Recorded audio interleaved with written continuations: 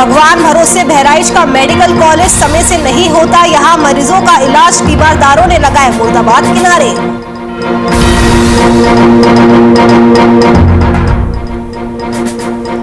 अमरोहा में corona vaccine लेने के बाद हालात बिगड़ने का दावा, अधेड़ के शरीर पर पड़े छाले, 17 सितंबर को लगवाई थी पहली डोज।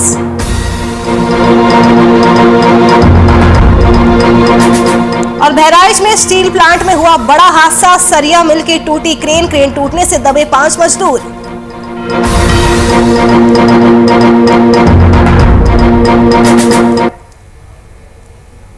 नमस्कार, स्वागत है आप सभी का बात उत्तर प्रदेश की में। मैं हूं आपके साथ नुपुर सक्सेना। प्रतापगढ़ में बीजेपी सांसद संगमलाल गुप्ता पर हुए हमले के मामले में कांग्रेस के वरिष्ठ नेता पूर्व सांसद प्रमोद तिवारी और यूपी कांग्रेस विधानमंडल दल की नेता आराधना मिश्रा के खिलाफ मुकदमे दर्ज किए जाने के खिलाफ बहराइच में कांग्रेसियों ने कांग्रेस भवन से लेकर जिला मुख्यालय तक जुलूस निकाला और सिटी मजिस्ट्रेट को ज्ञापन भी सौंपा गया।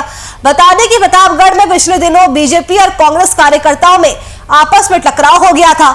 इसमें बीजेपी सांसद संगमलाल को चोटें आई थी। इस मामले में पुलिस ने प्रमोद तिवारी और आराधना मिश्रा के खिलाफ मुकदमा दर्ज किया है। तो कांग्रेस ने जुलूस निकाला है, सिटी मजिस्ट्रेट को ज्ञापन सौंपा गया है। कांग्रेसियों पर फर्जी मुकदमे को वापस लेने की मांग की जा रही है।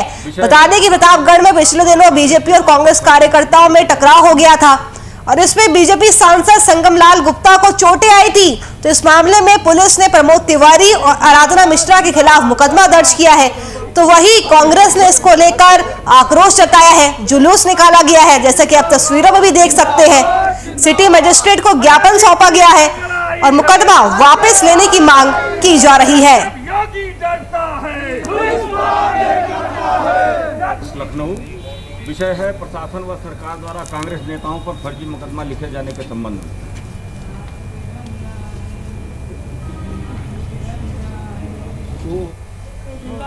तो बहराइच की तस्वीरें, जहां पर बीजेपी सांसद संगमलाल गुप्ता पर हुए हमले के मामले में कांग्रेस के वरिष्ठ नेता और पूर्व सांसद प्रमोद तिवारी और यूपी कांग्रेस विधानमंडल दल की नेता आराधना मिश्रा के खिलाफ मुकदमा दर्ज किए जाने के खिलाफ बहराइच में कांग्रेसियों ने कांग्रेस भवन से लेकर जिला मुख्यालय तक जुलूस निकाला। तस्वीरें आप देख सकते हैं, ज्ञापन सौंपा जा रहा है, सिटी मजिस्ट्रेट को ज्ञापन सौंपा गया है और कांग्रेसियों पर फर्जी मुकदमे को वापस लेने की मांग की जा रही है। कि पूरा मामला आपको बताते चले कि प्रतापगढ़ में पिछले दिनों बीजेपी और कांग्रेस कार्यकर्ताओं में आपसी टकराव हो गया था। इसमें बीजेपी सांसद संगमलाल को चोटें आई थी। तो वही इस हमले के मामले में कांग्रेस के वरिष्ठ नेता पूर्व सांसद प्रमोद तिवारी और यूपी कांग्रेस विधानमंडल दल की नेता आराधना मिश्रा के खिलाफ मुकदमा दर्ज किया गया था। तो वही अब कांग्रेसियों ने ज्ञापन सौंपकर ये मांग की है कि फर्जी मुकदमे को वापस लिया जाए।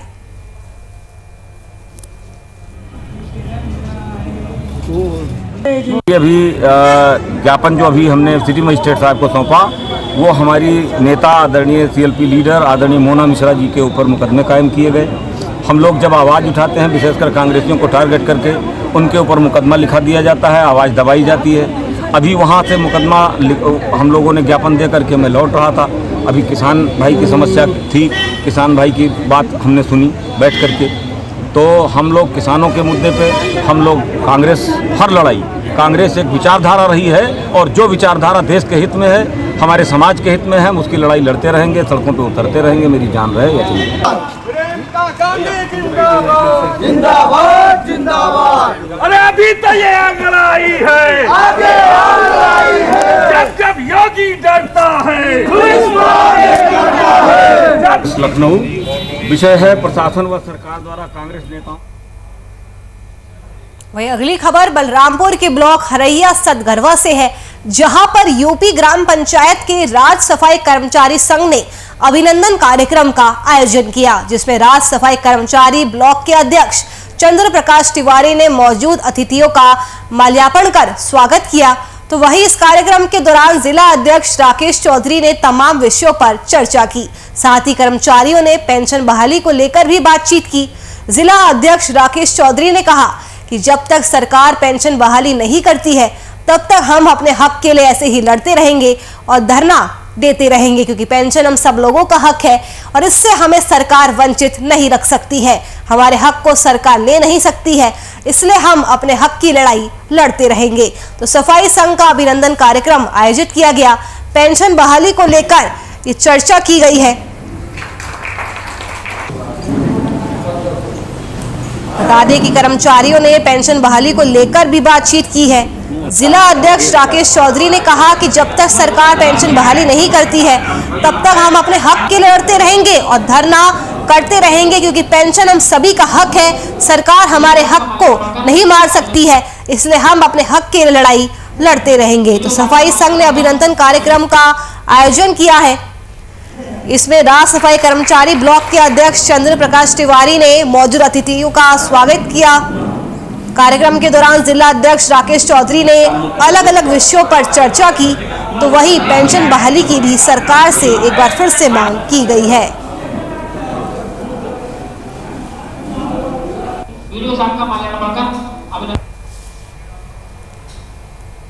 कानपुर का भगवत दास घाट वसूली का अड्डा बन गया है। आपको बता दें कि भगवत दास घाट में सुरेश पंडा और उसकी बहू प्रियंका की मनमानी खत्म होने का नाम ही नहीं ले रही है।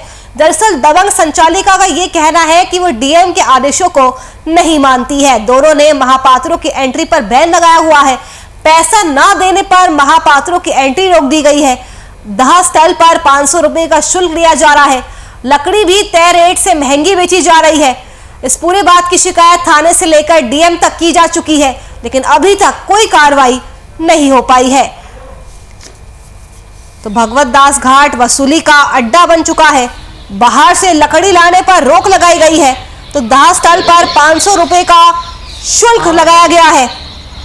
यहाँ पर बता दें कि भगवत दास घाट में सुरेश पंडा और उसकी बहू प्रियंका की मनमानी देखने को मिल रही है।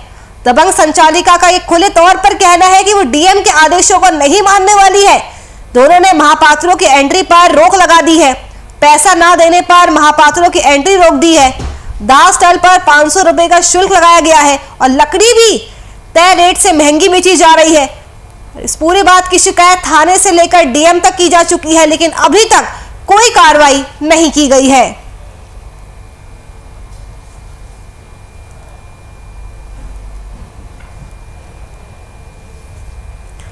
तो भगवत दास घाट वसूली का अड्डा बन गया है।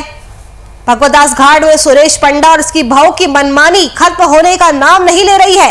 दबंग संचालिका का ये साफ तौर पर कहना है कि वो डीएम के आदेशों को नहीं मानती है। दोनों ने महापात्रों की एंट्री पर बैन लगाया हुआ है। पैसा ना देने पर महापात्रों की एंट्री रोक दी है।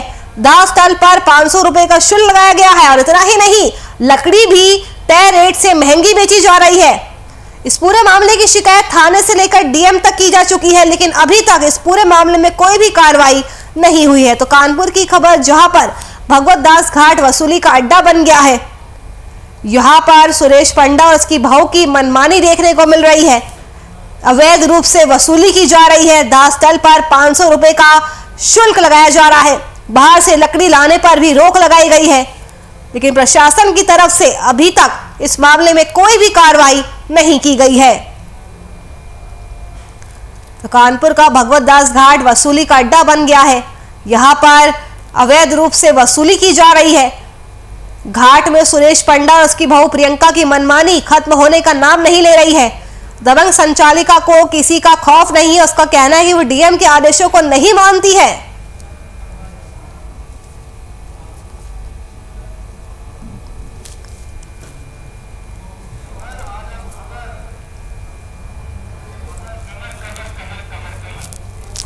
इसी खबर पर अधिक जानकारी के लिए हमारे संवाददाता कमर आलम जुड़ चुके हैं। कमर, कानपुर का भगवत दास घाट वसूली का अड्डा बन गया है।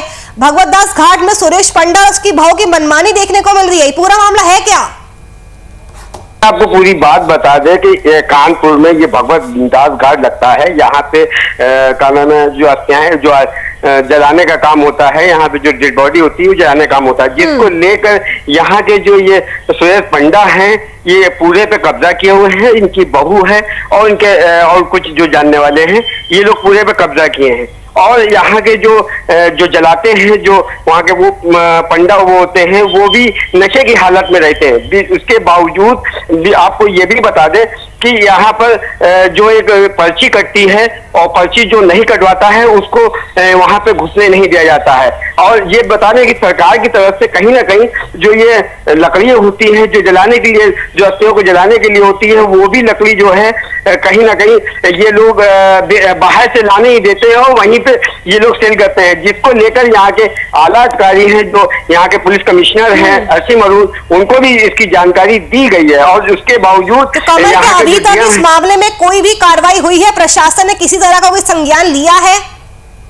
जी, अभी तक तो प्रशासन ने कोई संज्ञान नहीं लिया है। इससे पहले भी कई बार आवाजें उठी हैं और कई बार अधिकारियों के कान तक बात पहुंची, मगर अधिकारी जो है वो तस से बस नहीं हुए अभी तक। कमल, लोगों को किस तरह से परेशानी का सामना करना पड़ रहा है इस मनमानी की वजह से? जी, आपको बता दें कि जो यहाँ के लोगों हैं, ये लोग बड़ा दिक्कत होती है यहाँ पे जब लाते हैं। उसके बावजूद यहाँ के जो पब्लिक है, जो जनता है, वो कई बार लोगों प्रशासन से गुहार भी लगा चुकी है, मगर प्रशासन सुनने का नाम नहीं ले रहा है और उनको बड़ी दिक्कतों का सामना करना पड़ता है। यहाँ पर ये लोग यहाँ पे अपने गार्ड लगा के रखे हैं और ज्यादा कुछ करने पर वहाँ पे ये बवाल भी करते हैं, मारपीट का बात भी करते हैं। क्योंकि कमर, अब ये मामला पूरा अधिकारियों तक पहुंच चुका है, तो अधिकारियों की तरफ से क्या कुछ कहा जा रहा है? कब तक इस मामले को लेकर कुछ कार्रवाई की जाएगी? हाँ, ये भी आपको बता दें कि इसके लिए मैंने यहाँ कानपुर कमिश्नर असीम अरुण जी हैं, कमिश्नर पुलिस, उनसे उनके संज्ञान में डाला गया। तो उनका सिर्फ एक ही यही कहना है कि इसकी जांच की जाएगी। और यहाँ के जो डीएम हैं, इनसे जब हमने बातचीत की तो उनका भी यही कहना है, सिर्फ पल्ला झाड़ने का काम किया है, जांच करेंगे और जांच के बाद कार्रवाई करेंगे। शुक्रिया कमर आलम, आपका तमाम जानकारी हमसे साझा करने के लिए। तो भगवत दास घाट वसूली का अड्डा बन चुका है। प्रशासन ने अभी तक इस पूरे मामले में कोई संज्ञान नहीं लिया है। अभी देखने वाली बात होगी कि इसमें क्या कार्रवाई होती है।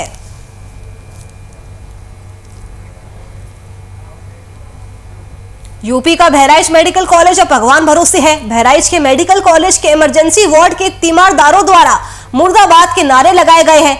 आपको बता दें कि बीजेपी के पदाधिकारियों द्वारा रात में सीरियस मरीज जिला अस्पताल बहराइच के इमरजेंसी वार्ड में लाया गया था, फिर भी सुबह तक कोई डॉक्टर उसे देखने के लिए नहीं पहुंचा। सीरियस मरीज होने के कारण मरीज को लखनऊ रेफर किया गया। और बात यही खत्म नहीं होती है। सीएमएस ओपी पांडे ने कहा कि कोई फिजिशियन या डॉक्टर मेरा फोन नहीं उठाते। जिला अस्पताल में डॉक्टर कई बार बर्खास्त भी हो चुके हैं, लेकिन अपनी आदत से बाज नहीं आते। रात में शराब पीकर बैठते हैं और मरीजों का शोषण करते हैं, जिससे आए दिन जिम्मेदारों और कर्मचारियों में तू मैं होती रहती है। इमरजेंसी वार्ड में कर्मचारियों की लापरवाही देखने को मिल रही है, जो सुधरने का नाम नहीं ले रही है। हाल ही में जिलाधिकारी से इसकी शिकायत की गई थी।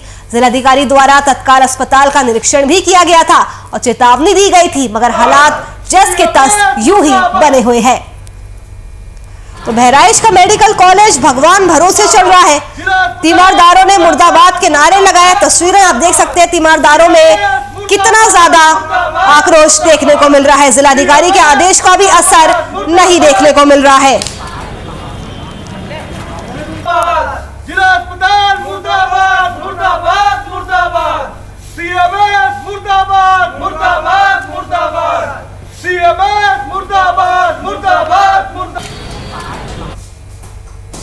अमरोहा के गजरोला क्षेत्र के गांव चौबारा से एक हैरान करने वाला मामला सामने आया है, जहां एक तरफ कोरोना को मात देने के लिए वैक्सीनेशन का महाअभियान चलाया जा रहा है, तो वहीं वैक्सीन को लेकर सवाल भी लगातार खड़े हो रहे हैं। आपको बता दें कि कोरोना वैक्सीन की पहले डोज 17 सितंबर को लेने के बाद एक अधेड़ के शरीर पर छाले पड़ने शुरू हो गए, जिसके बाद परिजन पीड़ित को गजरोला सामुदायिक स्वास्थ्य केंद्र में लेकर गए। परिजनों का आरोप है कि वैक्सीन लगने के बाद ही युवक के शरीर में छाले पड़ना शुरू हो गए। फिलहाल इन आरोपों में कितनी सच्चाई है, ये तो जांच के बाद ही पता चल पाएगा। तो वैक्सीन लेने के बाद हालात बिगड़ने का एक दावा किया जा रहा है। 17 सितंबर को अधेड़ ने पहली डोज लगवाई थी, जिसके बाद उसके शरीर पर छाले पड़ गए। हालांकि इन आरोपों में कितनी सच्चाई है, ये तो जांच के बाद ही सिद्ध हो पाएगा।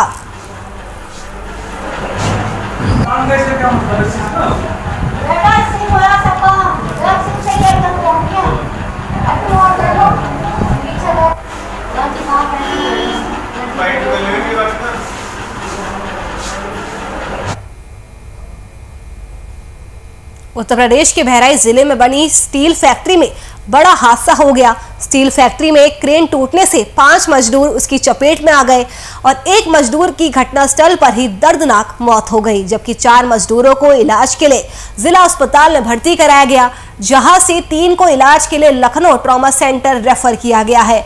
बिल प्रबंधक मामले को 3 घंटे तक छुपाती रही। काफी जद्दोजहद के बाद मामला खुला तो पुलिस अंदर पहुंची। पुलिस ने मामले की जांच शुरू की। रिसिया थाना क्षेत्र के आसाम रोड पर सुदेश इंडस्ट्रीज प्राइवेट लिमिटेड नाम से स्टील प्लांट है। इसमें पारस ब्रांड की टीएमटी सरिया बनाने का काम होता है, जिसमें सैकड़ों मजदूर काम करते हैं। सरिया मिल में काम करने के दौरान मंगलवार अचानक सरिया मिल की क्रेन टूट गई, जिसमें काम कर रहे कई मजदूर दब गए। हादसे में आसपास मौजूद अन्य मजदूर बाहर निकल गए, लेकिन 5 मजदूर उसी की चपेट में आ गए, जिन्हें कड़ी मशक्कत के बाद बाहर निकाला गया।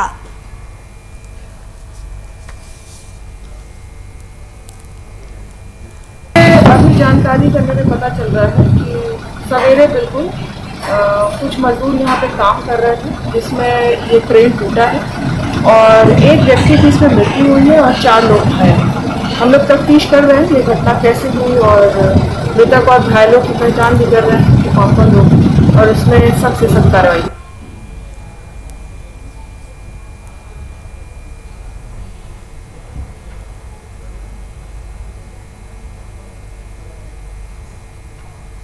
कानपुर देहात में एक बार फिर से चोटी कटने का खेल शुरू हो गया है। कक्षा 7 में पढ़ने वाली एक छात्रा चोटी कटने का शिकार हो गई। गांव की महिला और छात्राओं में घटना से दहशत फैल गई। छात्रा की चोटी कटते ही वो बेहोश हो गई।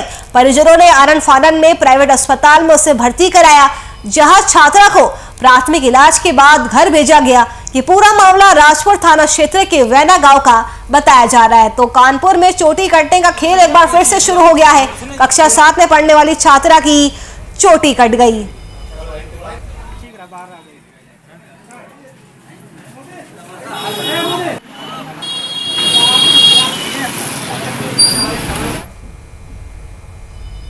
अमरोहा शहर कोतवाली क्षेत्र के मोहल्ला मोहम्मदी सराय में इसी महीने की 15 तारीख से खुलेआम सट्टे का कारोबार शुरू हो चुका है, जिसकी जानकारी मिलने के बाद कुछ लोगों ने वीडियो बनाकर सोशल मीडिया पर उसे वायरल किया।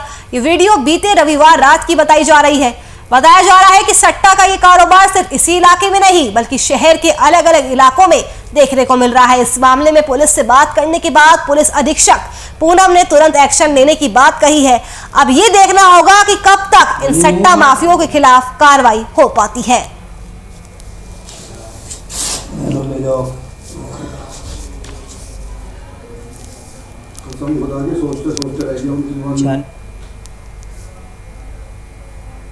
अगला मामला सीतापुर का है, जहां एक घर में बीती रात चोरों ने 15,000 की नकदी और जेवर पर अपना हाथ साफ कर दिया, जबकि घर के सदस्य आंगन में सो रहे थे। जब सुबह उठने पर घर के लोगों को इस बात का पता चला तो उन्होंने इसकी सूचना तुरंत पुलिस को दी। वहीं लगातार हो रही चोरियों पर हरगांव थाना प्रभारी निरीक्षक ब्रिजेश कुमार त्रिपाठी ने बताया कि मामले को गंभीरता से लेते हुए जल्द ही चोरियों का खुलासा किया जाएगा।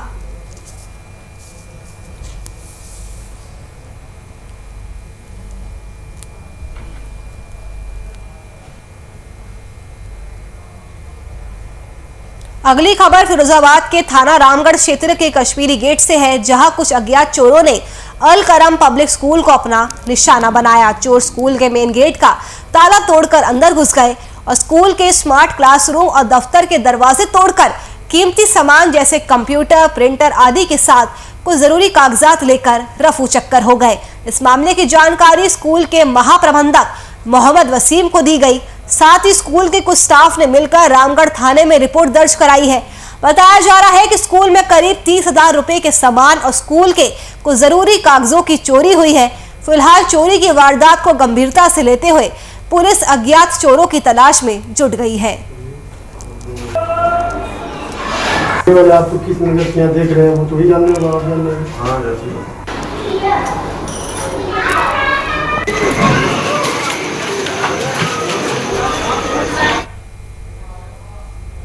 चलिए फिलहाल के लिए बात उत्तर प्रदेश की में बस इतना ही। देश और दुनिया की तमाम खबरों के लिए आप बने रहिए हमारे साथ। नमस्कार।